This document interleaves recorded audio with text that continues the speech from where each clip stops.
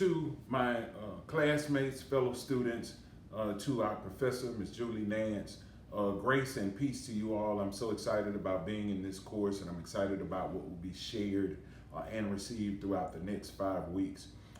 This discussion for week 1 is based on one of our textbooks, Is God Calling Me? Answers to the Questions Every Believer Asks by Jeff Iorg. And again, it's been such a very interesting read and beneficial read so far. Our discussion is based on chapter 2, asking us to not only give these 3 calling experiences that he mentions in his book, but highlighting the 3. He says this very interesting at the beginning of chapter 2. Although the word call is used in many ways, both in culture and Christianity or Christian vernacular, the Bible uses the term in 3 distinct ways. And again, highlighting the difference between what we consider a call or commission to be versus that of culture. And so he highlights these 3 different distinct areas of call. He says, 1, there's the universal call. And again, that's a call given to every believer. And he sums it up as God calls every believer to Christian service and growth. That's part of the universal call. He calls us, when we come to faith in Jesus Christ, he calls us into greater discipleship, or into discipleship, and not just discipleship, but then greater discipleship, that we all have been called into service and the growth. And that means a lot for us in our faith. Part of being a disciple is sharing with others. Saints of old would say, if you are saved, you've been saved to help save someone else. Sharing with others the way to Jesus Christ, and then honoring our obligations to each other as brothers and sisters, discipling or modeling that discipleship to someone else. Every disciple is accountable for a disciple and to a disciple. So again, we've all received a universal call. But he says not just is there a universal call, but then there's a general call. He sums the general call up as while all believers have a universal call to Christian service, some believers also experience a general call to ministry leadership. Again, this calling, this commission, this urging is to some form of Christian service that includes Christian leadership.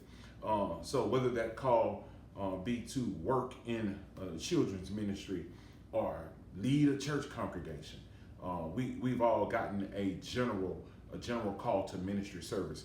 But he drives down deeper in tandem to that general call. He highlights a specific call.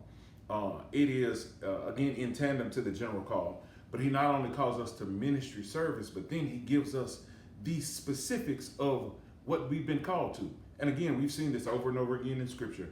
He says, Moses, go tell Pharaoh, let my people go, giving him a specific call. Peter, if you love me, feed my sheep, giving him a specific call. And so we've received a specific call as well.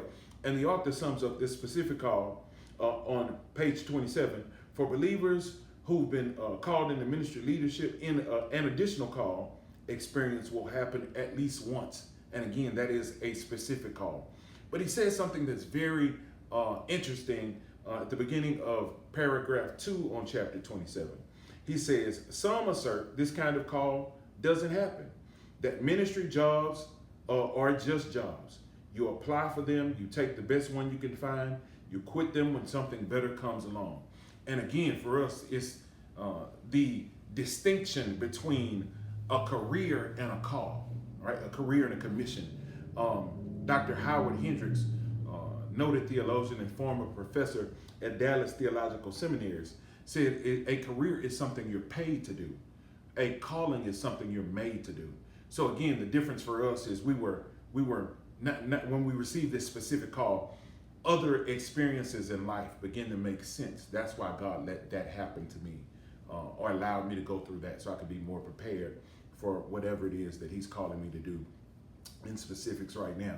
So again, I'm very excited about what we will be receiving and sharing over the next 5 weeks. Again, we've all received some specific call, I believe, because outside of that, you wouldn't be preparing in a course like this. So we've all received some specific call, and it's necessary for us to be clear about what God desires for us to do. So I'm very, very excited. I'm asking that you pray for our city. I live in Houston, Texas.